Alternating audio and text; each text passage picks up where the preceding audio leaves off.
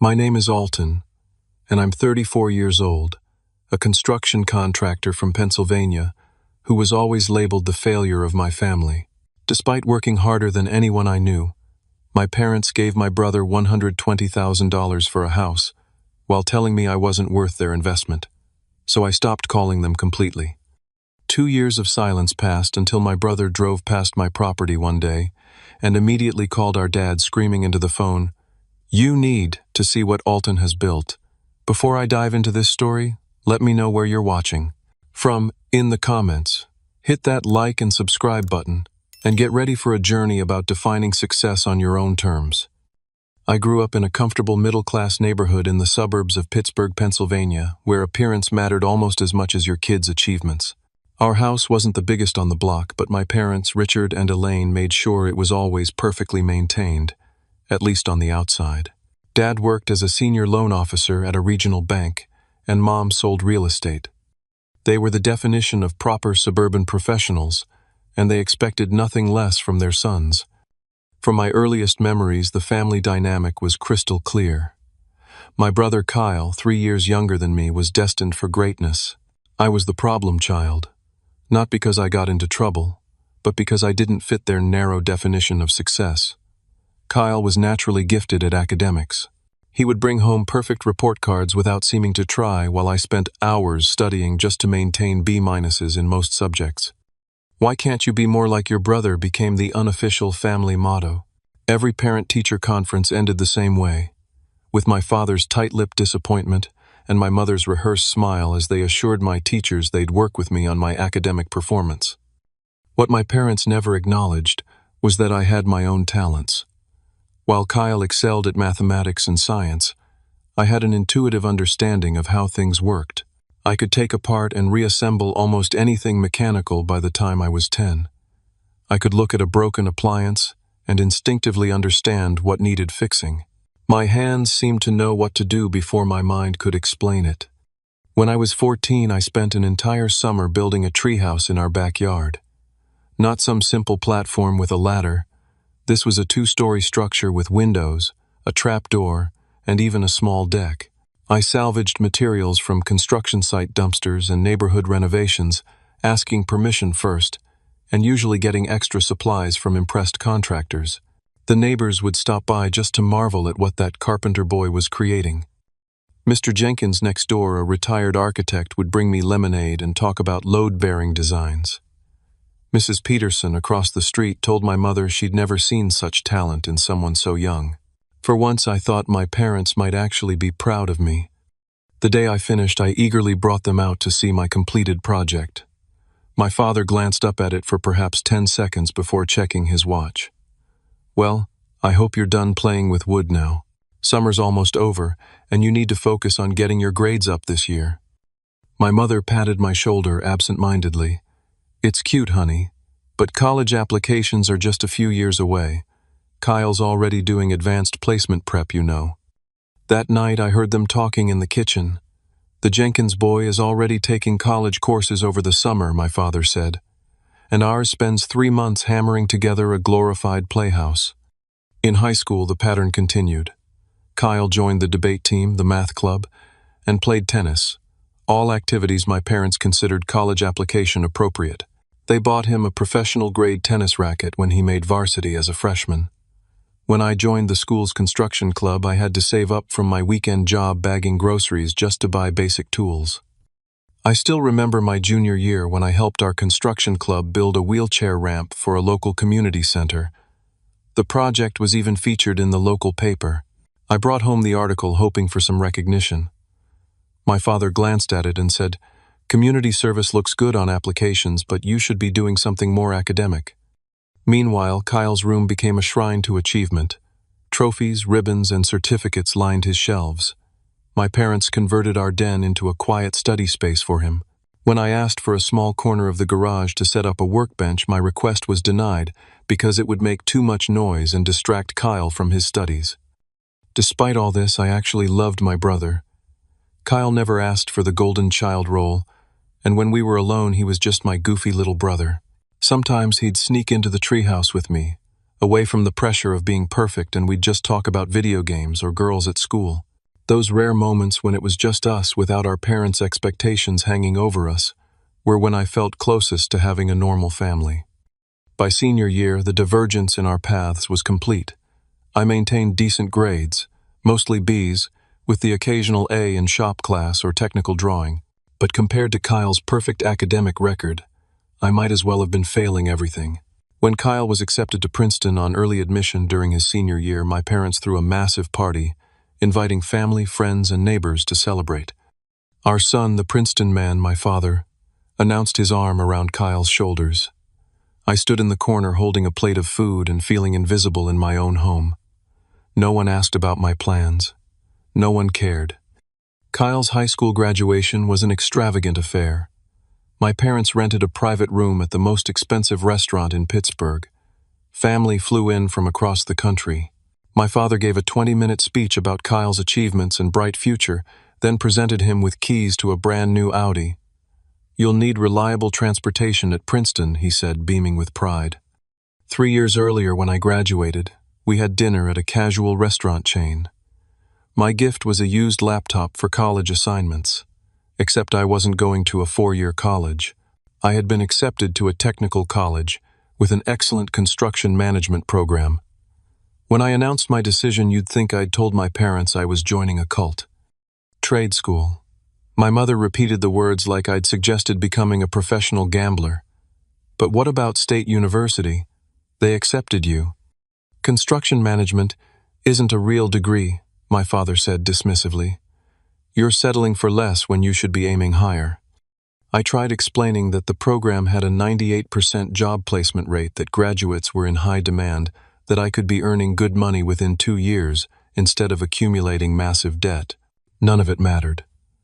In their minds, without a prestigious university name, I was throwing my life away. We didn't raise our son to work with his hands, my mother said, as if manual labor was something shameful. The irony that she sold houses built by people like me was completely lost on her. I started trade school with zero financial support from my parents. Every penny came from my savings and a small merit scholarship I'd earned. I worked evenings and weekends at a hardware store, often taking on additional shifts to make ends meet.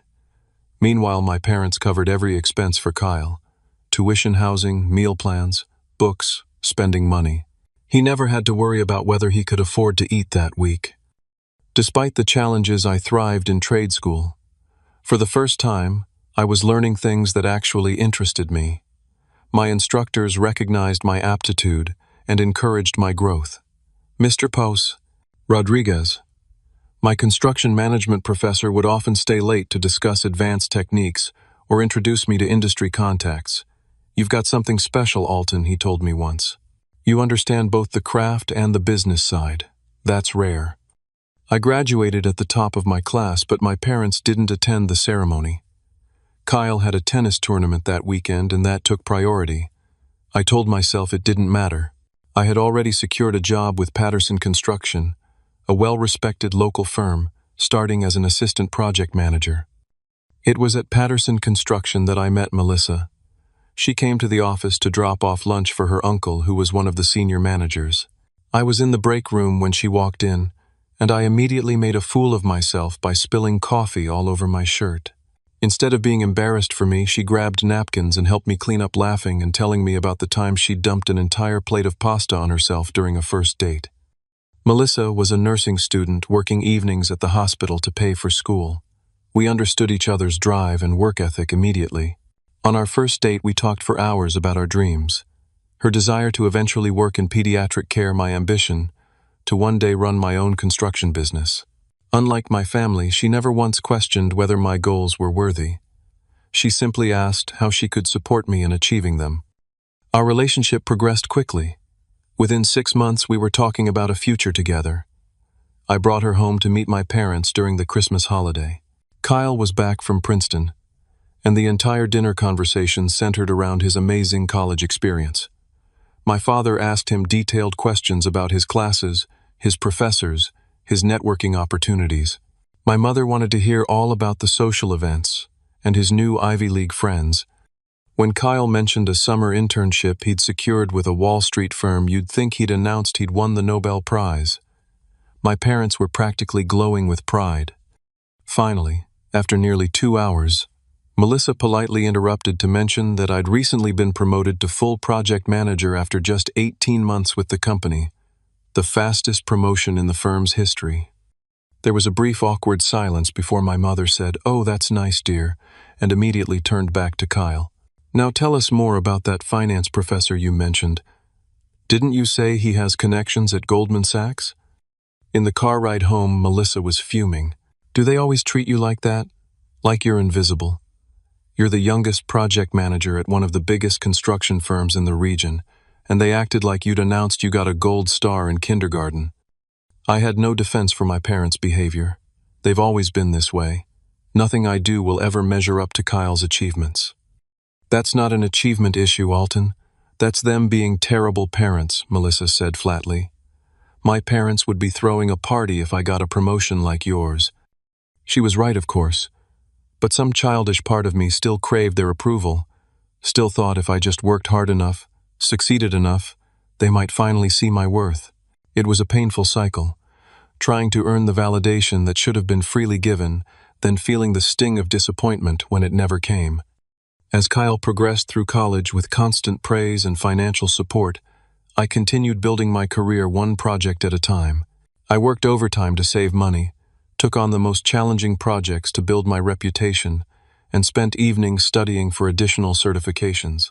Melissa and I moved in together to save on rent, living in a small one-bedroom apartment that was all we could afford with her nursing school costs and my modest salary.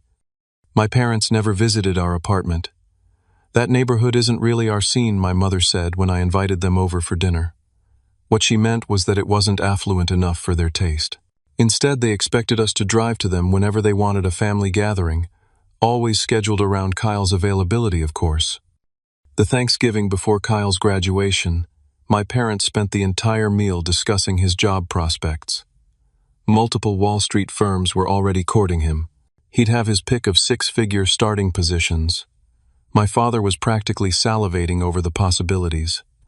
"Just think," he said, pouring himself more wine, "our son could be making more his first year out of college than most people make after a decade in their careers." I sat silently pushing food around my plate, feeling Melissa's hand squeeze mine under the table. I'd recently secured my contractor's license and was developing a business plan to eventually start my own company. But I didn't bother sharing this news. What was the point? By the time I turned 28, I had taken the leap to start my own contracting business. Alton's Custom Construction was born with nothing but my savings, a used truck, and a garage full of tools I'd accumulated over the years. The early days were brutal. Constant stress about finding clients, covering expenses, and handling all the administrative work myself, while still actually doing the construction. Melissa, now a registered nurse working at Pittsburgh Children's Hospital, supported us financially during those lean first months. We'd been married in a small ceremony the year before. Nothing fancy, just close friends at a local park with a reception at our favorite restaurant. My parents attended but left early, citing a prior commitment. Kyle couldn't make it at all. Something about an important networking event in New York. Starting a business without family support was harder than I'd imagined. Other contractors I knew had fathers or uncles who co-signed loans, provided equipment, or shared industry contacts. I had none of that. Every bank loan application felt like begging. Every cold call to potential clients left me sweating. Every night I'd lie awake wondering if I'd made a terrible mistake. But slowly, through sheer persistence and quality work, I started building a reputation. My first big break came when I renovated a bathroom for a local doctor who was so impressed that he recommended me to several colleagues. Soon I was specializing in high-end custom renovations, the kind of detailed work that required skill and creativity, not just basic construction. Kyle, meanwhile, had graduated with honors and immediately landed a position at a prestigious financial firm in Manhattan. His starting salary was indeed 6 figures plus signing bonus. My parents couldn't stop talking about it. Every conversation somehow circled back to Kyle's amazing new life in New York. 6 months after Kyle started his job, my parents invited us over for dinner. Melissa almost refused to go. By this point, she was thoroughly fed up with how they treated me, but I convinced her it would be easier just to make an appearance. What I didn't expect was the announcement my father made over dessert. "We have some exciting news," he said, raising his glass. "Your mother and I have decided to help Kyle purchase his first home. The real estate market in New York is competitive, but we've set aside $120,000 for his down payment. He's already looking at some wonderful condos in Manhattan." The table fell silent. I stared at my father, waiting for the second part of the announcement, the part where they mentioned they'd be helping their other son too. It never came. "What about Alton?" Melissa finally asked, her voice tight with controlled anger. My parents looked confused, as if they'd forgotten I might have housing needs too. "What about him?" my father asked. "We've been saving for a down payment for 3 years," Melissa said.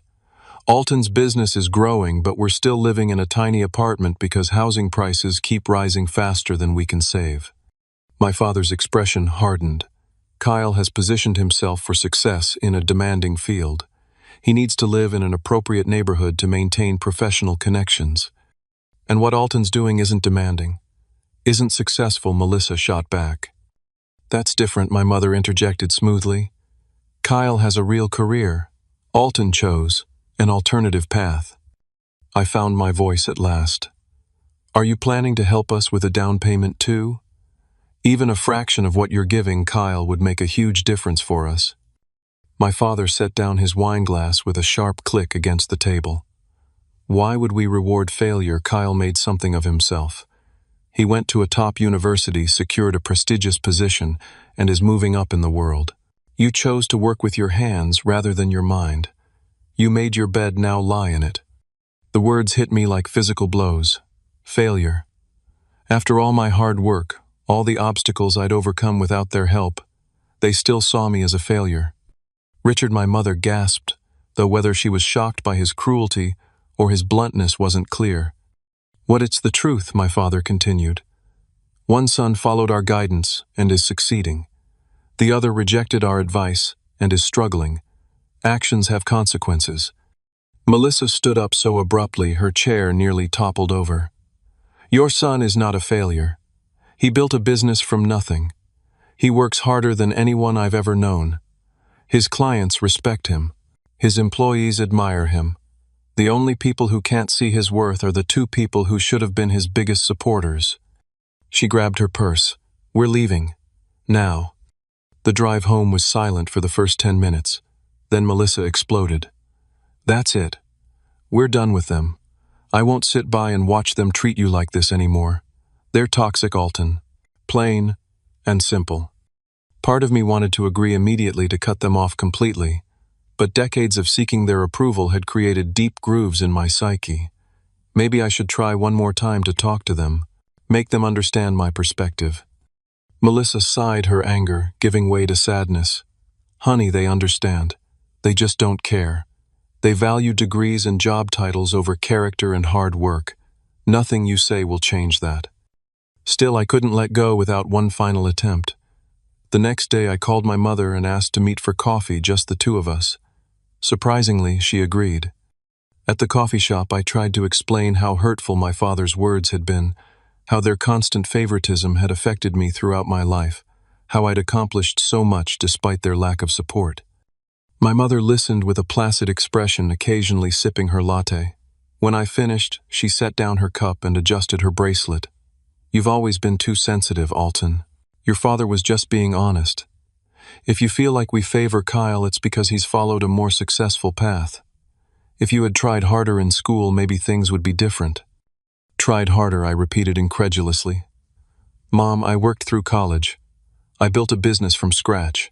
I've never once asked you for money until now, and I'm not even asking for charity, just the same support you're giving Kyle." "It's not the same," she insisted. "Kyle's money is an investment in his future.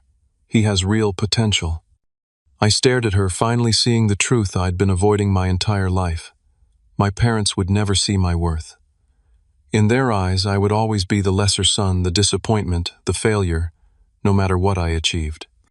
"I see," I said quietly. "Thank you for making your position so clear." That evening, Melissa held me while I finally mourned the parental relationship I'd never had and never would have. "We're going to be okay," she whispered. We'll build our own family, one built on unconditional love. The next morning I made my decision. I would stop calling my parents, stop visiting, stop trying to earn the unearnable. If they wanted a relationship with me, they would have to take the first step, and it would have to include recognition of how they'd hurt me and a genuine change in their behavior. That was the last meaningful conversation I had with my parents. For the next 2 years, our only interaction was brief, cold exchanges at the occasional family event we both attended. They never called to check on me. They never seemed to notice my absence from their lives. After cutting contact with my parents, I felt a strange mix of grief and liberation. The grief was for the relationship I'd always wanted, but never had. The liberation came from finally stopping the endless cycle of seeking approval that would never come. Melissa noticed the change in me almost immediately. "You stand taller," she observed one morning as I was getting ready for work. "Like you've put down a heavy backpack you've been carrying for years." I channeled my complicated emotions into my work, taking on more challenging projects and pushing myself to expand my skills. My 3-year business plan became a 1-year sprint. I hired my first employee, a talented carpenter named James, who brought fresh ideas to our projects. Soon after, I added a second, Miguel, a master tile setter whose detailed work became one of our company's signature features. Finding a mentor proved crucial during this growth phase. Frank Donovan was a 67-year-old contractor who'd run a successful construction business for over 40 years. We met when I bid on a project that turned out to be his daughter's house. Rather than seeing me as competition, Frank saw potential. He began inviting me to lunch, sharing insights about business management, client relations, and the technical aspects of larger projects. "You've got good hands and a good head," Frank told me over sandwiches one day. "That's rare in this business. Most have one or the other, not both." When Frank mentioned he was considering retirement within a few years, he made an unexpected offer. "I'd like you to consider buying my business when the time comes. My son's not interested, and I'd rather see it go to someone who'll maintain the quality we're known for." This was a game-changing opportunity. Frank's business was well established with a loyal client base and specialized in high-end custom homes, exactly the direction I wanted to take my own company. We began discussing a gradual transition plan that would allow me to learn every aspect of his operation while growing my own. Around this time, a unique property opportunity arose. A 5-acre parcel of land just outside the city limits came up for sale at a remarkably low price because of access challenges. The property was beautiful, partially wooded with a natural clearing, but the steep access road needed significant work before it would be passable year-round. Most buyers were deterred by the engineering challenges, but I saw potential. The location was just 15 minutes from downtown Pittsburgh, but felt completely secluded.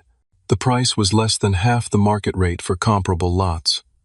Most importantly, I could envision exactly what I wanted to build there, not just a home, but a statement of my craft and vision. I took a calculated risk, leveraging every asset I had to secure a loan for the land purchase. Melissa was nervous but supportive. "If anyone can make that property work, it's you," she said after walking the land with me one Saturday morning. The first 6 months were backbreaking. I spent every weekend and many evenings after work clearing the land and improving the access road. Frank lent me his bulldozer, teaching me to operate it properly to grade the steep sections. James and Miguel often joined me on Saturdays, working for nothing but beer and barbecue, because they believed in the vision too. During weekdays, I focused on growing the business, taking on increasingly prestigious renovation projects, and building our reputation for exceptional craftsmanship. Nights were spent at the kitchen table drafting plans for our future home, a modern craftsman design that would showcase sustainable building techniques and custom woodwork throughout. By the 1-year mark after cutting ties with my parents, Alton's custom construction had grown to 5 full-time employees and a steady stream of high-end projects. We'd completed the access road to our property and poured the foundation for our home. I was working 14-hour days between the business and our personal build, coming home, exhausted but deeply satisfied in a way I'd never felt before. Melissa had been promoted to charge nurse at the hospital, which improved our financial situation. Still, we lived frugally, saving every possible penny to pour into the land and the business.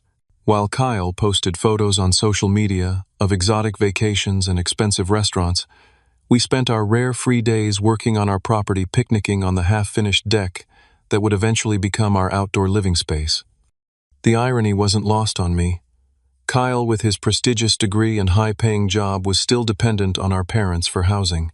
Meanwhile, I was building something truly mine, something tangible and lasting, without a penny of family support. The design for our home became my obsession, a 2-story, 3,000-square-foot Craftsman with an open floor plan, huge windows overlooking the wooded portion of our property, and custom details throughout.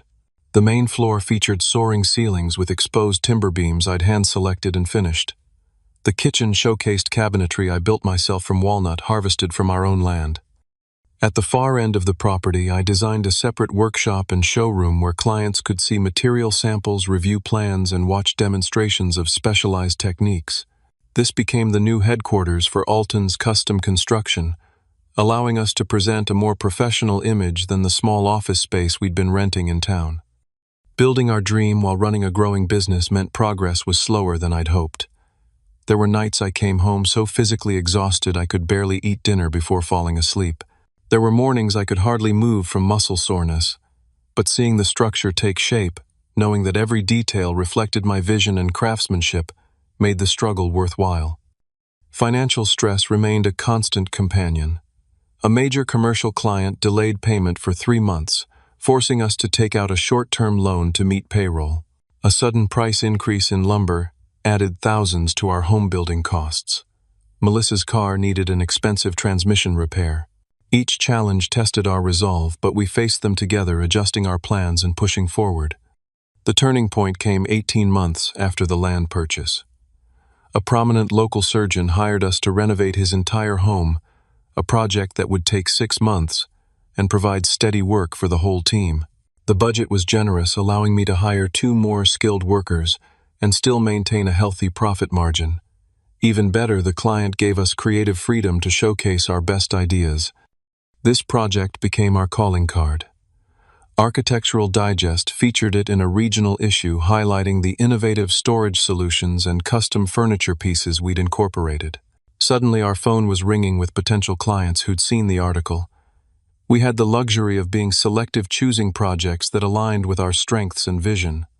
By the 2-year mark after cutting ties with my parents, our personal home was nearing completion. The exterior was finished. A stunning combination of stone cedar siding and metal accents that blended with the natural surroundings while making a bold architectural statement. Inside, we were completing the final details: light fixtures, hardware, the last coats of finish on custom built-ins. Our business had grown to 8 employees with a reputation as one of the premier custom builders in the region. The workshop, divided by showroom, had become a destination for clients wanting to see our craftsmanship firsthand. I'd even begun discussions with Frank about accelerating our transition plan, as his health concerns were making him eager to retire sooner than originally planned. Through it all, my parents remained silent. They made no attempts to contact me, apparently content to have just one son in their lives.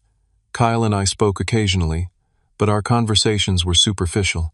He seemed uncomfortable discussing our parents' favoritism, and I had stopped expecting him to understand my perspective.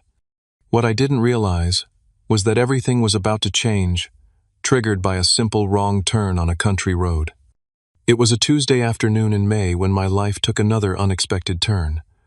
I was in the workshop with James finalizing designs for a custom entertainment center when my phone buzzed with an incoming call from Kyle. We hadn't spoken in almost 2 months, so seeing his name on my screen was surprising. "Kyle, everything okay?" I answered, stepping outside for privacy.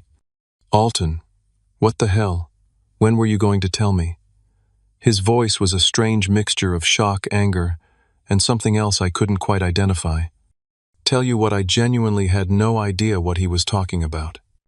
"I just drove past your property. I was meeting a client who lives out that way and got turned around. I saw the sign for Alton's Custom Construction and nearly crashed my car doing a double take." I leaned against the workshop wall, suddenly understanding. Kyle had no idea what I'd built over the past 2 years, As far as he knew, I was still running a small contracting business and living in our apartment. Yeah, we moved out here about a year and a half ago. Been building the place ourselves. A year and a half. And you never thought to mention you bought 5 acres and built what looks like a magazine-worthy home, plus that massive workshop. What the hell, Alton? I had no idea. There was a pause, and then Kyle's voice changed. I heard him say, "Dad, you need to see what Alton has built. It's unbelievable." "No, I'm serious. The property is amazing." "What?" "No, I'm not exaggerating." I realized he'd called our father while still parked outside my property. A familiar knot formed in my stomach. "Hey, can I come by later?" Kyle asked, returning to our conversation. "I'd love to see the place up close. I'm genuinely blown away, bro." I hesitated but agreed. Kyle had never been the source of the problem, just the beneficiary of our parents' warped values. "Sure. Melissa will be home from her shift around 6. Come by after that if you want." When Kyle's Audi pulled up our driveway that evening, I was waiting on the front porch. He stepped out of his car and stood for a long moment, taking in the house and grounds with an expression of disbelief. Alton, this is incredible. You built this yourself." "With my team, yeah. We did most of the work ourselves. Come on in." I gave him the tour. The open concept main floor, with its vaulted ceilings and exposed beams. The chef's kitchen, with its custom cabinetry. The primary suite, with its spa-like bathroom, featuring a walk-in shower with pausened river rock floor and multiple shower heads. Throughout the house, the craftsmanship spoke for itself. Hand-scraped hardwood floors, built-in bookshelves, window seats, and countless custom touches that made the home uniquely ours. Kyle was uncharacteristically quiet, taking it all in. When we reached the back deck overlooking the wooded portion of the property, he finally spoke. "I had no idea, Alton. All this time I thought. I don't even know what I thought." "What did our parents tell you about my business?" I asked, curious about the narrative they'd created. Kyle looked uncomfortable. "They always made it sound like you were struggling doing small handyman jobs. Dad refers to it as your little construction thing. I just assumed that I was failing." The old hurt surfaced briefly. "Yeah," Kyle admitted, looking ashamed. "I feel terrible now. This is success by anyone's definition. You've created something extraordinary." Melissa joined us with drinks, and we sat on the deck as the sun began to set. The conversation shifted to Kyle's life, and for the first time I sensed something wasn't right beneath his seemingly perfect exterior. "The firm's pushing for partnership track, which means even longer hours," he said, staring into his glass. "The mortgage on my place is brutal, even with Mom and Dad's help. Manhattan real estate. You know?" "Are you happy?" Melissa asked directly, always the one to cut through pretense. Kyle looked startled by the question, as if happiness had never been a consideration. I don't know. I'm successful. Isn't that the same thing?" "Not even close," I said quietly. We talked for hours that night, really talked for the first time in years. Kyle admitted he'd been living on anti-anxiety medication for the past year, trying to cope with the crushing pressure of his job. His girlfriend had recently broken up with him, citing that she never saw him anyway, so what was the point? His apartment, despite being in a prestigious address, felt like nothing more than an expensive hotel room where he occasionally slept. "I've never built anything," he said at one point, gesturing toward the house. "Never created anything permanent. I move numbers from one column to another, making rich people richer. At the end of the day, what do I have to show for it?" When he left that night, something had shifted between us. The wall of different values and parental favoritism had cracked, allowing a glimpse of the brotherhood we might have had without our parents' toxic influence. The next morning, my phone rang again, my father's name appearing on the screen. It had been 2 years since we'd had any direct communication. I almost didn't answer, but curiosity won out. "Hello," I kept my tone neutral. "Your brother tells me you've done well for yourself," my father said, without preamble. "Your mother and I would like to come see this property of yours." No greeting, no acknowledgement of our estrangement. Typical. "Why now?" I asked. "You haven't shown any interest in my life for 2 years. "Don't be dramatic, Alton. We've been busy, and you chose to distance yourself. Are we welcome to visit or not? I should have said no, but some small part of me, that child still seeking parental approval, couldn't resist the opportunity to finally show them what I'd accomplished without their help. Fine, Saturday at noon. When my parents' Mercedes pulled up our driveway that Saturday, I was reminded of how little they'd changed. My father impeccably dressed in casual designer clothes that probably cost more than one of my employees' monthly salaries. My mother perfectly coiffed and accessorized as always. Their expressions as they took in the property were almost comical. Shock poorly disguised as casual interest. My mother immediately began taking photos with her phone. "Well," my father said, clearing his throat, "this is certainly substantial." Kyle wasn't exaggerating. "Would you like a tour?" I offered, maintaining a calm exterior while emotions churned inside me. They followed me through the house, my mother making little appreciative sounds at the kitchen and master bathroom. My father asked surprisingly detailed questions about construction techniques and materials, revealing more knowledge than I'd realized he possessed. In the great room, my mother paused by a built-in display cabinet showcasing some of my woodworking pieces. "These are lovely, Alton. You made these." "Yes, all of them." "You always were good with your hands," she said, as if this were a fact she'd acknowledged all along rather than a talent they'd dismissed for decades. We ended in the workshop divided by showroom, where examples of our custom work and photo albums of completed projects were displayed. A wall of framed press clippings, including the Architectural Digest feature, hung prominently. "Your business seems to be doing well," my father observed, studying the photos. "How many employees do you have now?" 8 full-time plus subcontractors for specialized work. We're booked solid for the next 18 months. "That's impressive," he admitted grudgingly. "I suppose you found your niche." My mother was flipping through one of our project albums. "These homes are in Grandview Estates. The Hendersons live there. They're in my garden club. Did you work on their house?" "We renovated their kitchen and master bath last year." Her eyes widened. "Really?" Margaret raved about their renovation. "I had no idea that was your work." Something in me snapped. After years of diminishment here, they were suddenly interested now that they realized my work might impress their social circle.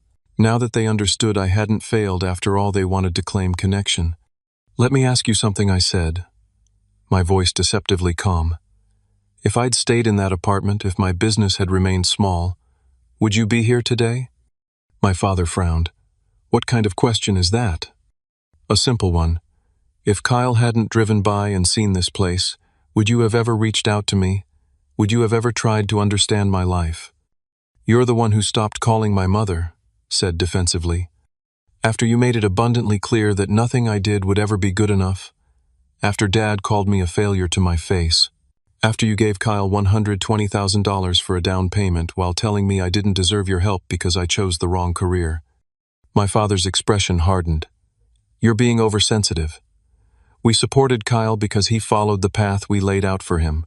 You chose differently. And that's exactly the problem. Your love, your support, your respect, all conditional on following your narrow definition of success. Do you have any idea what it feels like to grow up knowing nothing you do will ever be good enough? To have your achievements dismissed because they don't fit your parents' preconceived notions of what matters?" My mother's eyes filled with tears. "That's not fair, Alton. We always wanted what was best for you." "No. You wanted what you thought was best for your image. You were embarrassed by my career choice. You couldn't brag about me at your country club like you could about Kyle, the Princeton graduate. It was never about my happiness or my talents. It was about how my life reflected on you." My father's face had reddened dangerously. "We gave you everything growing up. A good home, opportunities. Opportunities to be like Kyle, never opportunities to be myself." I took a deep breath, steadying my voice. "You know what the sad part is. If you'd supported me even a fraction as much as you supported him, I would have included you in all this." I gestured to the property around us. "You could have been part of building this dream. Instead, you're just visitors gawking at what your failure son managed to create without you." "I think we should go," my father said stiffly. "You clearly have some unresolved issues to work through." My mother looked torn, her social mask cracking slightly. Alton, I didn't realize you felt this way. Perhaps we could talk more about this another time. What's there to talk about?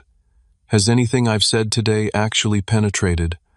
Do you understand how deeply you hurt me? Do you even care? When neither of them answered immediately, I had my response. That's what I thought. You're welcome to see yourselves out. As they walked to their car, I heard my father mutter, ungrateful after everything we've done, confirming that nothing I'd said had made any difference.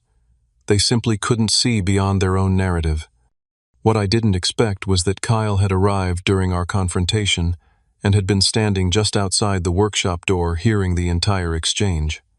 As my parents' Mercedes disappeared down the driveway, Kyle stepped into view. His expression was complicated, part embarrassment, part sadness, part something I couldn't quite identify. How long have you been standing there? I asked. Long enough, he replied, shoving his hands in his pockets. Can we talk? We walked toward the creek that ran along the edge of the property, following a path I'd cleared through the woods. Neither of us spoke until we reached a small bench I'd built overlooking the water. They really don't get it, do they? Kyle finally said. They never have. They never will. Kyle picked up a stone and tossed it into the water. I owe you an apology, Alton. I knew they favored me, but I never stood up for you.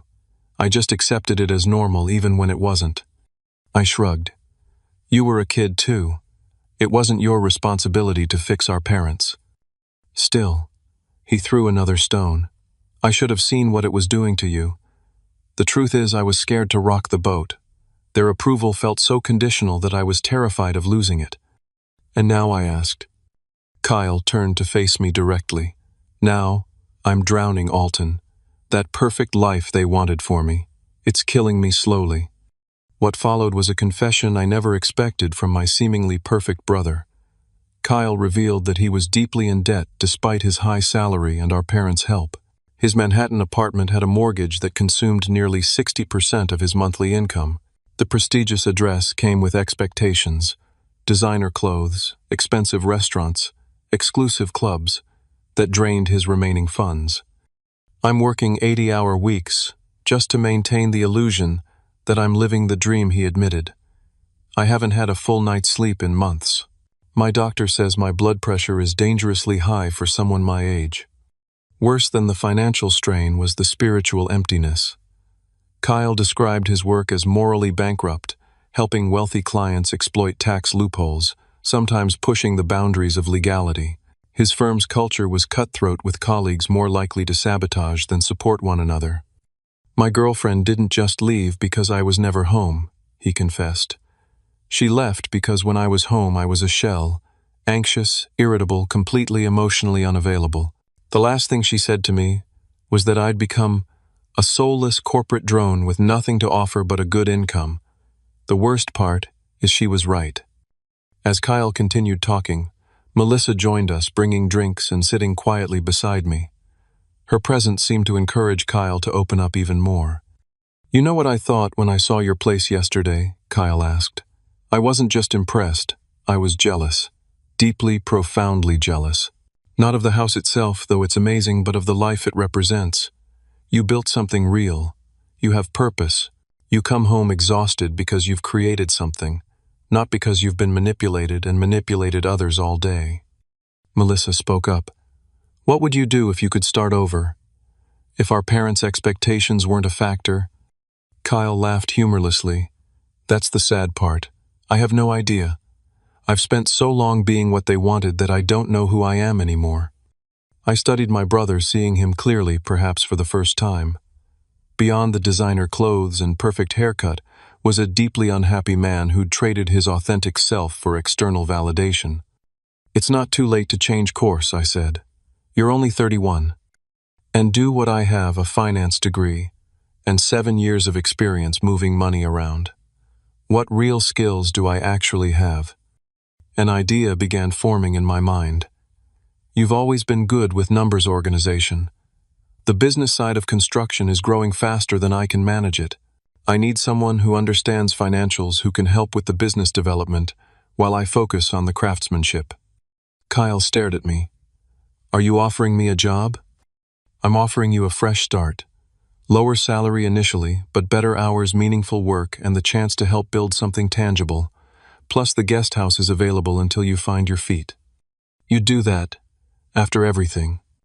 You're not responsible for our parents' failures, Kyle. And you're still my brother. That evening, the three of us talked for hours, strategizing what Kyle's transition might look like. He'd need to sell his overpriced apartment, pay down debt, and accept a significant lifestyle adjustment. But with each potential obstacle we addressed, I saw more life returning to my brother's eyes. 2 weeks later, we hosted a backyard barbecue to celebrate Melissa's birthday. Kyle came, of course, and brought a friend from his college days who lived in Pittsburgh. To my surprise, my parents accepted the invitation as well, apparently deciding to ignore our confrontation rather than address it. As we gathered around the patio table, Kyle cleared his throat and raised his glass. I have an announcement to make. I've decided to make some changes in my life. I've put my apartment on the market and I've given notice at the firm. My mother's fork clattered against her plate. What? Why would you do that? Your position is so prestigious. Because I'm not happy, Mom. I haven't been happy for years, actually. My father's face darkened. This is ridiculous. You don't throw away a career like yours because of some temporary dissatisfaction. Everyone has bad days at work. It's not temporary, Dad, and it's not just bad days. I'm miserable, my health is suffering, and I've realized there are more important things in life than prestige. What will you do instead? My mother asked, clearly struggling to maintain her composure. Kyle took a deep breath. I'm joining Alton's company. I'll be handling the business operations while he focuses on the construction side. The silence that followed was absolute. My father's face went through a remarkable series of expressions, shock, disbelief, anger, before settling on something close to disgust. You can't be serious, he finally said. Throwing away an Ivy League education to work for your brother's little construction company. This is absurd. Kyle straightened his shoulders. Actually, it's not little at all. Alton's built something remarkable here. His company has a wait list of clients' profiles in major publications and a reputation for exceptional quality. I'll learn more about real business working with him than I ever did shuffling papers on Wall Street. This is your influence, my mother accused, turning to me. You've filled his head with nonsense because you're jealous of his success. Melissa laughed out loud. Jealous? Have you looked around you? At what your failure son has built while you were busy bragging about Kyle at your country club? Alton doesn't need to be jealous of anyone. My father pushed back his chair. I won't support this foolishness. Kyle, if you go through with this, don't expect any more financial assistance from us. No more help with your mortgage, no more covering your credit card when you overspend. For the first time I could remember, Kyle didn't back down under our father's disapproval. That's fine, Dad. I'm 31 years old. It's time I stood on my own 2 feet anyway, like Alton has been doing since he was 18. You'll regret this, my father warned, standing up. Both of you. Come, Elaine. We're leaving. My mother hesitated, looking between her sons with genuine confusion, as if unable to compute what was happening. Then she stood and followed my father to their car. As the sound of their engine faded, Kyle released a shaky breath. Well, that went about as well as expected. I clapped him on the shoulder. Welcome to the world of parental disappointment. First time's the hardest. Does it get easier? He asked. Not easier exactly. You just stop measuring your worth by their approval. The transformation in Kyle over the following weeks was remarkable. He sold his Manhattan apartment for a slight profit, paid off his credit card debt, and moved into our guest house. He bought sensible, comfortable clothes to replace his designer wardrobe. He started jogging on the trails I'd cleared through our property. The perpetual dark circles under his eyes began to fade. His first week working at Alton's Custom Construction was a steep learning curve. I started him with basic tasks, organizing project files, updating our accounting system, creating a more efficient scheduling process. Despite his Ivy League degree, Kyle approached each task with humility, asking questions and admitting when he didn't understand something. What surprised me most was discovering Kyle's natural aptitude for aspects of the business I'd been neglecting. He completely redesigned our client proposal process, making it more professional and comprehensive. He identified inefficiencies in our material ordering that were costing us thousands. He developed relationships with suppliers that resulted in better terms and priority delivery. One evening, about a month after he'd joined the company, I took Kyle to the workshop and handed him a hammer. "What's this for?" he asked. "Time you learn the basics of what we actually do. You can't run the business side effectively if you don't understand the craft." I started him with simple tasks, measuring cutting basic joinery. His first attempts were clumsy as expected, but he approached learning with the same intensity he'd once directed at his corporate career. To my surprise, he showed a natural feel for the materials, an intuitive understanding that couldn't be taught.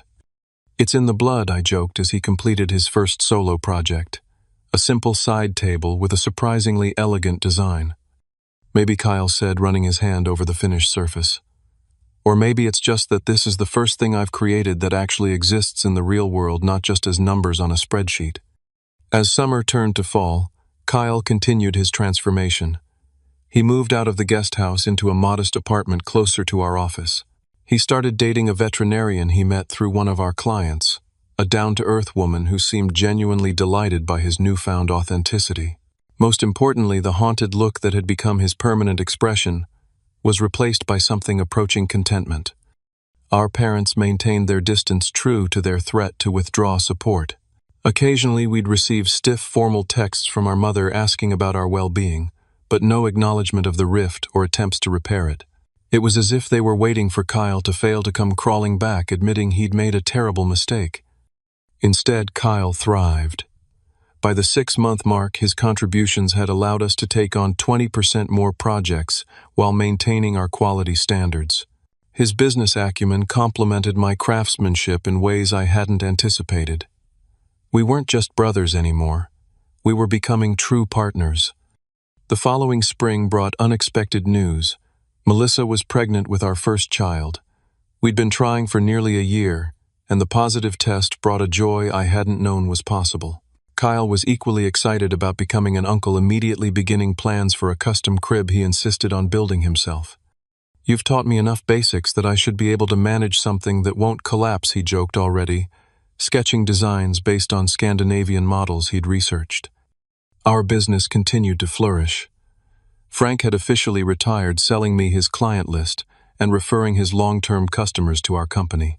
We'd grown to 12 full-time employees and moved into a larger workshop space, though we maintained the showroom on our property for its picturesque setting that impressed potential clients.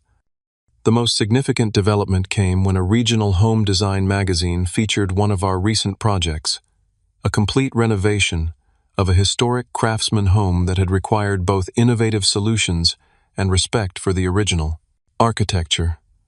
The 8-page spread showcased our work in stunning detail, with particular focus on the custom cabinetry and built-ins that had become our signature.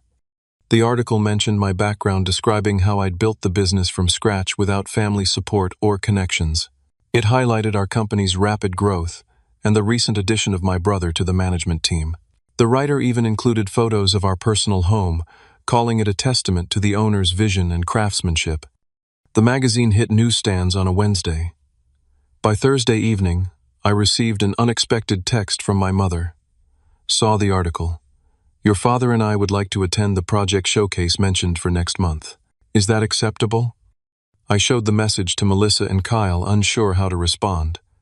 Neither of my parents had made any meaningful attempt to understand our perspective or acknowledge their hurtful behavior. This sudden interest felt opportunistic rather than genuine. "They just want to be associated with your success now that it's publicly recognized," Melissa said, never one to mince words. Kyle was more measured. "That's probably part of it. But maybe it's also a small step toward reconnection. They're proud, but they're not completely heartless." After consideration, I replied, "The showcase is open to the public. You're welcome to attend." Neutral, neither encouraging nor discouraging their presence. The project showcase was held at a recently completed luxury mountain home we'd built from the ground up, a $4 million property featuring custom everything from the front door to the wine cellar.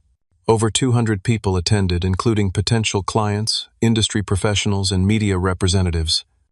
I was in the great room explaining the reclaimed timber ceiling beams to an interested couple when I saw my parents enter. They were impeccably dressed, as always, my mother wearing a new designer outfit that probably cost more than some people's monthly mortgage. Throughout the evening, they circulated through the showcase, stopping to examine details and occasionally engaging in conversation with other attendees. I noticed my mother showing several people the magazine article on her phone, pointing me out across the room with an expression that could almost be described as proud. Kyle managed them, masterfully acting as buffer and guide, showing them features of the home while keeping their interactions with me brief and superficial. It was clear he'd found a new confidence in dealing with our parents, neither seeking their approval nor avoiding their judgment. Near the end of the event, my father approached me alone, a glass of complimentary champagne in his hand. "Impressive work," he said, gesturing to the space around us. The magazine didn't exaggerate. "Thank you," I replied simply. He cleared his throat. "Your mother and I have been thinking, perhaps we were, hasty in our assessment of your career choice." It wasn't an apology, not even close, but it was the nearest thing to an admission of error I'd ever heard from him. "My career choice has worked out well for me," I said. "I'm glad you can see that now." "Yes, well." He took a sip of champagne. "We'd like to be more involved if you're amenable. Your mother especially. This grandchild. It's important to her." I studied my father's face, searching for genuine remorse or understanding. What I saw instead was calculation. The recognition that his previous strategy had backfired and a new approach was needed to maintain social appearances. "Involvement with our child would require rebuilding trust," I said carefully. "That would start with acknowledging the hurt you've caused both to me and to Kyle." My father's expression hardened slightly. "The past is the past, Alton. Everyone makes mistakes. We should focus on moving forward." And there it was, the fundamental disconnect. In his mind, the problem wasn't their conditional love or harmful behavior. It was simply that they'd backed the wrong son in their calculations of success. Now that I'd proven successful by external measures, they were willing to recalibrate their investment. "Moving forward requires understanding what went wrong," I replied. "When you and Mom are ready to have that conversation, honestly, we can talk about next steps. Until then, you're welcome at public events like this one, but our relationship will remain limited." He nodded stiffly and walked away, rejoining my mother across the room. I saw him speaking to her, saw her glance my way with a mixture of confusion and hurt, as if I were the unreasonable one for not immediately welcoming them back without conditions. Later that night, as Melissa and I prepared for bed, I felt a surprising sense of peace rather than the turmoil such encounters had previously caused. "You okay?" Melissa asked, noting my thoughtful expression. "Better than okay, actually." For the first time, I faced them without feeling like that desperate kid seeking approval. I saw them clearly. Flawed people who cannot give what they don't possess themselves. Melissa rested her head on my shoulder. "That's called growth, babe. Hard-earned growth." The next morning, Kyle came over early to continue work on the baby's crib. We set up in the workshop, the spring air flowing through the open doors as we measured, cut, and sanded the maple pieces he'd selected for the project. "Mom called me last night after the showcase," Kyle said, casually checking a joint for fit. "She doesn't understand why you're being difficult about reconciliation." I shook my head. Of course she doesn't. I tried explaining it to her. That it's not about punishment, but about protecting yourself from people who've proven they can't see your worth. I'm not sure it got through, but I tried. I glanced at my brother, this man who'd transformed himself from the golden child to a genuine human being with depth and perspective. "When did you get so wise?" Kyle laughed. "Around the time I admitted how completely I'd screwed up my life following their blueprint for success. Nothing like total failure to teach you what actually matters."